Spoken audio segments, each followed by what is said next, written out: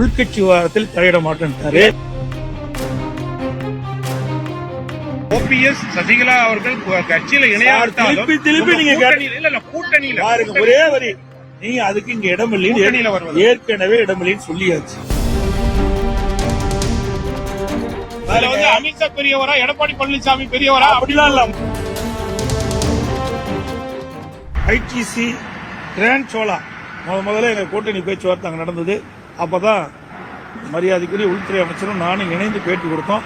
அப்பொழுதே சொல்லிட்டார் உள்கட்சி விவகாரத்தில் தலையிட மாட்டேன்ட்டாரு. அதப்படி தொடர்ந்து அப்படித்தான். ஓபிஎஸ் சசிகலா அவர்கள் கட்சியில திருப்பி நீங்க கூட்டணியில ஒரே வரி நீங்க அதுக்கு இங்க இடமில்லைன்னு ஏற்கனவே இடமில்லைன்னு சொல்லியாச்சு, தெளிவுபடுத்தியாச்சு. அதை மீண்டும் மீண்டும் அரைச்சமாவே அரைக்க வேண்டாம். இதோட 50 வரைக்கும் நான் சொல்லிட்டேன், டெல்லியிலையும் நான் சொல்லிட்டேன். நீங்க உங்களுக்கு விறுவிறுப்பான செய்தி வேணும், பத்திரிக்கை வேணுங்கிறதுக்காக நீங்க வேற எந்தெந்த கட்சி வருதுன்னு சொன்னா எங்களுக்கு செய்தியா இருக்கும் சார். அது எப்படி வெளிப்படையா சொல்ல முடியாது சார். நாங்க சேர்ந்த உடனே உங்களுக்கு தகவல் கொடுக்க போறோம். அதுல அரசியல் கட்சி என்பது ரகசியமா தான் அரசியல் கட்சிக்கு அதுக்குன்னு ஒரு அந்தஸ்து உண்டு, புரியுதுங்களா?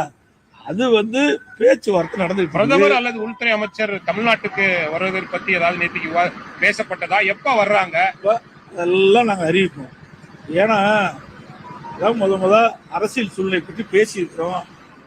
எனக்கு பாரத பிரதமரோ அல்லது மற்ற மத்திய அமைச்சர்களோ வருகின்ற பொழுது நிச்சயமாக ஊடகத்துக்கு தெரிவிக்கப்படும். அது பாரதிய ஜனதா கட்சியுடைய தலைவர்களும் தெரிவிப்பாங்க, நாங்களும் தெரிவிப்போம்.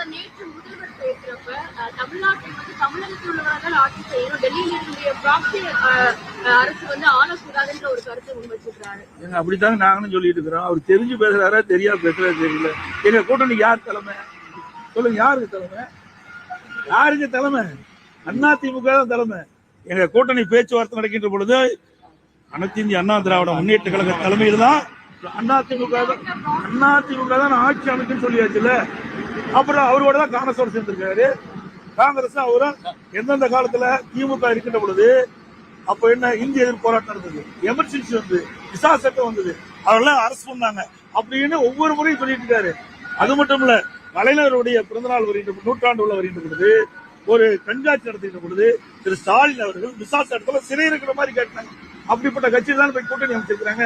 கூட்டணி என்பது அவ்வப்போது எல்லா கட்சியும் அமைச்சிட்டு இருக்குது. இந்த கட்சி இல்ல. இது 1999 நாடாளுமன்றத்துல திராவிட முன்னேற்றங்களும் பாரதிய ஜனதா கூட்டணி வச்சுதே இல்லையா? அப்பெல்லாம் டைரக்ட் தான் இருந்தாங்களா?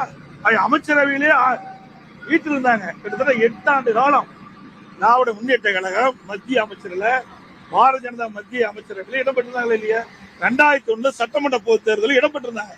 அதையெல்லாம் நீங்க கேட்க மாட்டேங்கிறீங்க. அதாவதுங்க எல்லா கட்சிகளும் எங்களோடையும் கூட்டணி வச்சிருக்கிறாங்க, திமுகவோடையும் கூட்டணி வச்சிருக்கிறாங்க. கூட்டணி என்பது அந்தந்த சூழ்நிலை அமைச்சிட்டு வரும். கூட்டணின்றது வேற. ஆனா எல்லாமே அமித்ஷாவினுடைய பேச்சை கேட்டு நீங்க சொல்லிட்டு அவரு சொல்லிட்டு அதனாலதான் சொல்றாங்க அமித்ஷா பெரியவரா, எடப்பாடி பழனிசாமி பெரியவரா? அப்படிலாம் இல்ல. மக்கள் தான் பெரியவர்கள். மக்கள் தான் பெரியவங்க. எங்க கட்சிக்கு நாங்க பெரியவங்க, அவங்க கட்சிக்கு அவங்க பெரியவங்க. இவரு வேற வழியை சொல்றதுக்கு வழியே கிடையாது. வேற என்ன குற்றம் சொல்ல முடியும்? அனைத்து இந்திய அண்ணா திராவிட முன்னேற்ற கழக ஆட்சி சிறப்பான ஆட்சி. எங்க ஆட்சி பத்தி குறை சொன்னா நாங்க பதில் சொல்லுவோம். எப்ப பார்த்தாலும் மதவாத கட்சி, அப்படி மதவாத கட்சி நீங்க எப்படி போய் சேர்ந்தீங்க? நீங்க 8 ஆண்டு காலம் நீங்க அமைச்சரவை இடம்பெற்றிருந்தீங்களே, அப்பெல்லாம் மதவாத கட்சி இல்லையா? அதே கட்சி தானே இப்போ தொடர்ந்து இருக்குது. வேற கட்சி வந்துருக்குது. வேற வேற வேற அந்த நிதியில பிரைம் மினிஸ்டர் மாறலாம், அமைச்சர் மாறலாம். ஆனா கட்சி பாரதிய ஜனதா கட்சி தான். அந்த கொள்கை அதே கொள்கை தான். ஆனா வேண்டுமென்றே திட்டமிட்டு வேற எங்களை குறை சொல்வதற்கு எதுவும் இல்லாத காரணத்தினால இப்படிப்பட்ட ஒரு குறையை கண்டுபிடிச்சு ஒரு தவறான செய்தியை, அவதூறான செய்தியை முதலமைச்சர் பரப்பி வர்றாரு. திராவிட முன்னேற்ற கழகம் தோல்வி பெறுவது உறுதி. எந்த காலகட்டத்திலையும் வெற்றி பெறாது. அதிமுக பொறுத்த வரைக்கும் கடந்த 4 ஆண்டு காலம் சிறப்பான ஆட்சி கொடுக்கும். எங்களுடைய ஆட்சியில எந்த தவறு சொல்ல முடியல. முதலமைச்சர் தவறு சொல்ல முடியல. இப்ப எவ்வளவு ஊழல் நடந்திருக்குது, அவ்வளவு ஊழலையும் ஆளுநர்கிட்ட சப்மிட் பண்ணோம். நீங்க 4 லட்சம் கோடி. அது மட்டும் இல்ல, இன்றைய தினம் இடி இன்றைக்கு சோதனை செஞ்சு கண்டுபிடிச்சு அதை எஃப்ஐஆர் போட வேண்டும் 2 முறை இந்த அரசாங்கத்துக்கிட்ட கோரிக்கை வச்சாங்க. ஆனா அது அந்த கோரிக்கை இந்த அரசு ஏற்கல. இன்றைக்கு நீதிமன்றம் போய் நீதிமன்றம் இன்னைக்கு அதில் விசாரிச்சுக்கிட்டு இருக்குது. இப்படிப்பட்ட அவலங்களை இந்த ஆட்சியில் தொடர்றது. அனைத்து ஊடகங்களுக்கும் பத்திரிகைகளுக்கும் நன்றி, வணக்கம்.